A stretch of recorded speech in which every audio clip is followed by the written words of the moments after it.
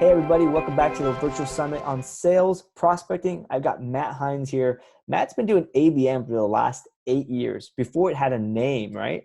Matt, thanks for joining us. Hey, thanks so much for having me. Pleasure. Awesome, Matt. So Matt, for the folks who don't know you, Matt runs Heinz Marketing. Tell us about yourself. Yeah, I started Heinz Marketing about 11 years ago. We help people build more predictable, scalable sales pipelines. It includes ABM for sure, but I think a lot of companies struggle to create consistency of pipeline development. There's a lot of lumpiness of pipeline out there. So through a combination of process and strategy and technology and execution, really help companies sort of create more predictable and scalable sales pipelines moving forward. Awesome. So what we're going to talk today about is ABM for small businesses and really overcoming those the biggest challenges around that. First and foremost, what the heck is ABM? Like your definition. Yeah, I think, if you could eliminate the marketing piece and just say like you as an organization from a go-to-market standpoint are taking an account-based approach. You're not focused just on whatever leads come in, but you identify a certain set of companies, a certain set of accounts that you want to do business with.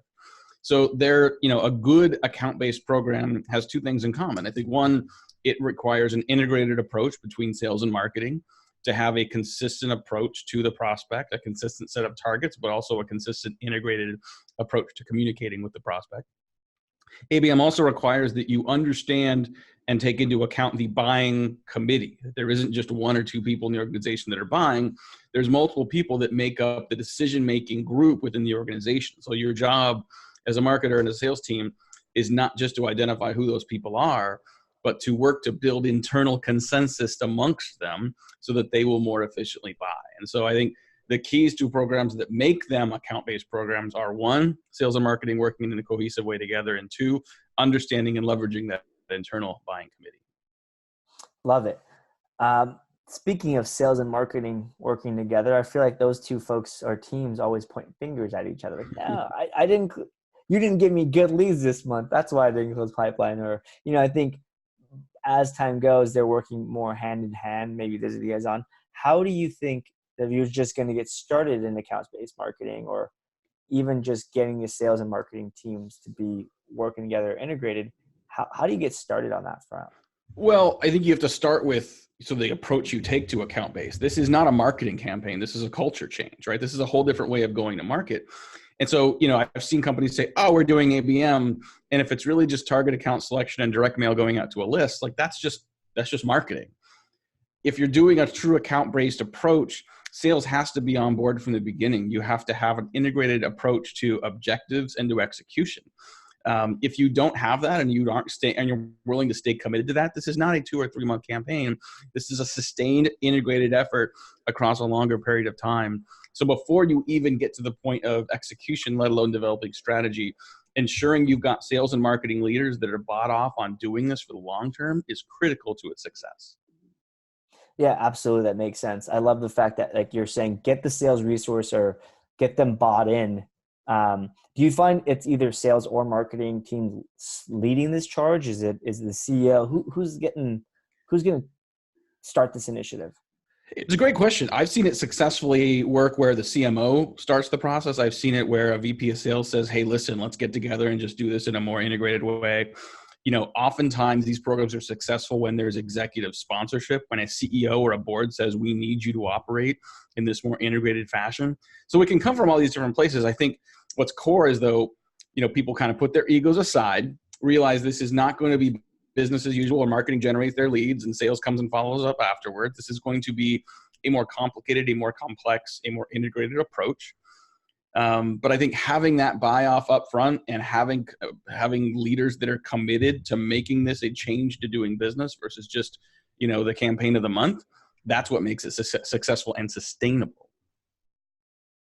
Makes sense. That totally makes sense.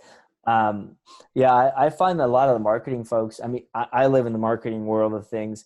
I find, in kind of my network, marketing executives, CMOs, kind of all levels of execs, the marketers are getting sharper. Like, we need to do this now. Like this is not even a we need to change everything we're doing. We need to work with sales. Like we need to make this shift right away.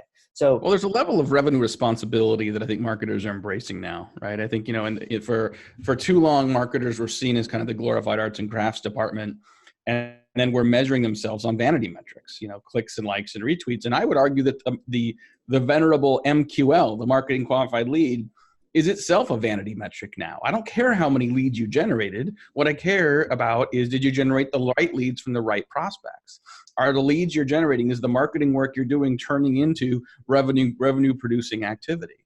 So I do think there's sort of a wake up for a lot of marketing organizations that is changing their job. They're making their job a little more stressful perhaps, but aligning marketing's role and responsibility directly with the objectives of the organization. So I think it's inevitable for B2B companies to move this direction. It's kind of critical, I think, for more marketers to sort of get on board with it.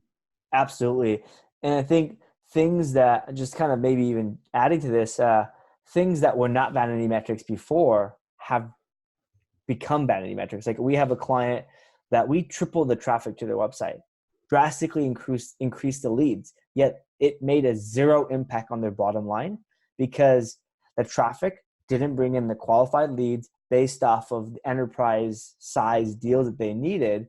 And although they got a lot more leads, they were way busier. It wasn't any more effective. And so we completely had to tear apart our strategy to start over. And if you told me a year ago, like bringing more leads and tripling traffic is a bad thing because it's going to take your precious sales resources and keep them busy on bad leads, I would have said you're crazy. But we're here now. Yeah, I mean, there's an easy path to saying that more volume of leads is actually counterproductive. Mm-hmm. There's an expectation sometimes that says, well, the smaller leads are going to close faster. That's not necessarily true. Like small businesses sometimes take just as long to buy as bigger companies, and so who you actually want to sell to. Mm-hmm. I think understanding who your target market is and doing what you can to ensure that the majority of the conversations you're having are with those companies. Also, changing the economics of the way your funnel works. I mean, I think for too long, marketers have said our goal is to generate the most leads for the lowest possible cost. What if your best leads cost you 3 times what your leads cost today? Would you be willing to do that? Most marketers say, oh, hell no, right? That's too expensive. Well, it's not about what it costs. It's about what it's worth. Are those better leads? Are those leads that cost you 3 times as much? Are those worth significantly more in lifetime value? Are they more likely to close? Are they more likely to be happy customers? Because those type of leads, those type of companies appreciate the problem you're solving. So I think having that end goal in mind, which again isn't just sales, but sometimes you look at the long tail of lifetime value for those customers, it helps you prioritize different leads and helps you change the focus and economics of the way you run marketing. Love it. I want to dig into ABM for small businesses. Mm-hmm. Everything I can find from most experts out there say ABM doesn't work for small deals. It doesn't work under a certain amount of value. I think it's 50 to 100K, somewhere underneath that. It just doesn't work. What's your take on that? I would say if you're expecting to spend a lot of money on an ABM program, if your bar is that, well, I got to buy all this technology and I got to do expensive direct mail and I'm going to do a bunch of field events, then yeah, you got to make sure the numbers pencil out. But I think the minimum technology stack for doing account-based marketing is a spreadsheet and a telephone. I mean, if your prospect has more than one step in the buying process, if there's more than one decision maker involved in the buying committee, ABM works. So if you do nothing other than ensure that your organization is focused on the account as opposed to the individual lead, if you ensure that you understand how the prospect buys and what stages they go through, what are the steps of the buying journey they care about, and who are the people that are to engage on that, and how do they think differently about things, and how are you going to communicate consistently with those members of the buying committee across sales and marketing, you don't need a lot of expensive marketing. You don't need a lot of expensive channels. You don't need a lot of expensive tools to get started. And so I think this is one of the things that I think a lot of companies miss out on, is applying those basic ABM principles to the smaller organizations they're going after. Now, surely the bigger the organization, the more it's worth to you. So you might be willing to say, screw it, let's do the direct mail, let's do the field events, let's do the steak dinners. Those may all make sense for the large organizations and not for your SMB moms and pops. But I think the discipline of having an account-based approach, the discipline of thinking about the buying committee and what you need to say to them across sales and marketing in an integrated way, that is not expensive. It does not have to cost a lot more money, and it is very scalable with the right processes internally. So, I think that you can go to the mid-market and go to the larger SMB targets and absolutely use an account-based approach to be successful. Yeah, absolutely. I completely agree. At our agency, Web Profits, we've been doing account-based marketing, and without a minimum threshold. We've just been focusing on the ideal client for us, and the range. Sure, some of the top end is like a few $100,000, but the bottom end has been in the 20s, 30s, and it works. You just kind of I interviewed Sangram of Terminus a couple of weeks ago, and he's like, you got to know who to give champagne to and who to give sparkling water, right? And I was like, I love it. I was like, all right, some people just need then in the middle, there's this new trend of like boozy sparkling water.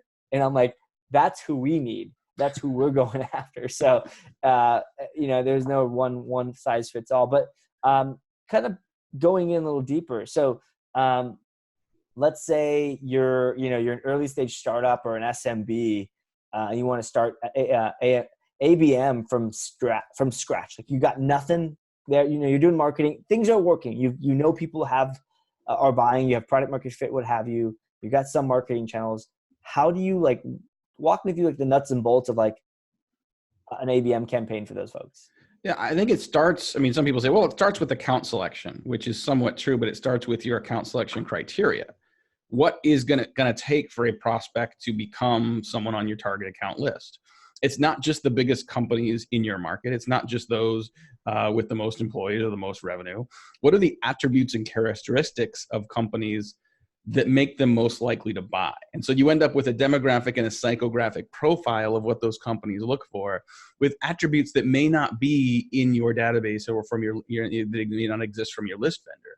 But the more precise you can make that list, the more likely you're going to have prospects that actually have a prescient need right now. Even if they are smaller than some of the other companies on your list, the smaller companies may have the characteristics or the conditions in place such that they're going to be more receptive to your message and they're going to close faster. Account-based marketing is not about selling to the biggest companies. It's often defined by increasing your conversion rate as well as your velocity of creating sales. And the velocity piece is key because you want to try to find the prospects that actually have the problem you can solve. And if you can find those prospects with that problem, you're more likely to get your message across and more likely to increase urgency and velocity towards a close. So I think, finding the first step in a good account-based program is identifying those prospects, identifying the accounts, but is really critically nailing the criteria and the definition of target accounts to ensure that all the rest of your programs can be successful. Right. It seems like you get that wrong, everything else kind of doesn't have a chance of working, right? Yeah, well, I think, it's, you want to play the 80-20 rule a little bit, right? Like I think, come up with a definition, execute, and then find out why your initial definition was a little bit off. But I do think it's really important to think about, okay, this isn't about the biggest companies. This isn't the sales team saying, here's the people that I feel like we should sell to. Be disciplined about identifying the criteria that matters the most and build a target list based on that. Absolutely. And so let's say you build that target list, you figure it out. Most of what will be the criteria of that, what comes after that? What do you do after that? Well, let's say you've identified your target account list and you've identified the people within the accounts that you need to sell to. So buildings don't write checks, right? Like people do. So we're still talking to people. Who are the people that make decisions in those organizations? Who are the decision makers and influencers? And what are the problems that they face? And so you want to end up with somewhat of a content map, where on the left-hand side, let's see here, left-hand side, you've got the members of the buying committee, the decision makers and influencers. And across the top, you list the stages of the buying journey you're working through. So let's say, for example, first stage is it doesn't have anything to do about your product or service. It's challenging the status quo. So for the CFO versus the CIO versus the chief marketing officer, what is the message? What is the theme? What are the topics that you would cover for each of those people individually to challenge their status quo? And so that document, which is just a spreadsheet, becomes foundational to help you now go plan and execute integrated programs. So when marketing is putting campaigns in front of those prospects and sales is following up, they're speaking from the same playbook, they're leveraging the same message. And we have plenty of stats and research that shows that the more often you can use the same messages across multiple channels, it increases familiarity and likelihood to respond from your prospects. So once you have target accounts, once you have that content map of buying committee and buying journey, you can start to execute pretty quickly as long as you've got integrated channels and start to make movement with those target accounts. Love it. And I'm assuming you're getting the sales team. If you did everything right, you got the sales marketing team alignment down well before you started this whole process, right? Oh yeah, no, that has to happen at the very beginning. If you've done all this work and part of your launch is to introduce the program to sales, you've probably already failed in being as successful as you could be. Sales has to be bought off from the beginning. Sales needs to be involved in the account selection criteria. Sales needs to be involved in building up the sales playbook. So when the rollout happens, it's really just rubber meets the road with the details of how you're executing versus introducing a program from the beginning. Awesome. One more question for you. So let's say you did this, you got all the right steps. It's kind of working, but it's not meaningful. So in my mind, it's not scaled. It's got some success. Yeah. What do you do from there? Like, you've got the campaign out, got some folks doing this, but it's just not high enough volume. It's not enough revenue. It's not moving along, right? It's just kind of stuck. What do you do? Well, I think you look at where your constraints are. Is it because you have too small of a target list? Did you start with a couple markets and you really just need to expand to a bigger list? Is it because you haven't put enough resources into the campaign to generate the response that you need? I do think a lot of ABM programs tend to be resource constrained because people are still looking at it as in the old model of, well, I got to spend as little money as possible. I need to be really, really efficient with this campaign. If you take instead the approach of not what it costs, but instead think about what it's worth. Like, what is it worth for you to bring this account in? What is it worth for you to get engagement with your sales team with one of these target accounts and invest the resources you need to get the response you want? I see a lot of ABM programs that are just almost there. They've got the right accounts, they've got the right conditions, and they're underinvested.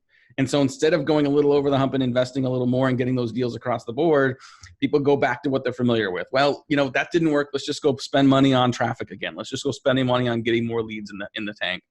And, that may make you feel good, make the spreadsheet look nice and get a lot of nice up into the right charts for the board, but it may not actually help you drive the revenue and lifetime value of the right accounts that is going to be the foundation of a healthy, successful, growing business. Love it. That last question was a little bit more for me as I faced that challenge. So thank you, Matt. Sure. Totally makes sense, right? Everyone's going back into what they know. My marketing mind's like, well, that didn't work. I just got to go get more traffic and more conversions and do another A/B test or change this flow and whatever, right? So totally makes sense why people do that. So awesome, Matt. Thank you for joining. This has been really, really helpful. 20 minutes, just of tactful things people can do, tactical things people can do. And you heard it from Matt, like you can do ABM that really lots of different sizes. Don't look at ABM and think it's too hard. It's too expensive. I don't know what I'm doing. It's trying it. Where can people go to learn more about ABM? Where can people learn about you? Well, a lot of places looking about ABM. We have on our website, HeinzMarketing.com, a bunch of articles, research, best practice guides around account-based marketing. You can find all of them there, just HeinzMarketing.com. We feature a lot of articles about ABM from across the sales and marketing universe on our Twitter account at Heinz Marketing. And any specific questions, you can just email me, Matt, M-A-T-T, at HeinzMarketing.com. Thanks, Matt. It's been a pleasure. Thank you very much.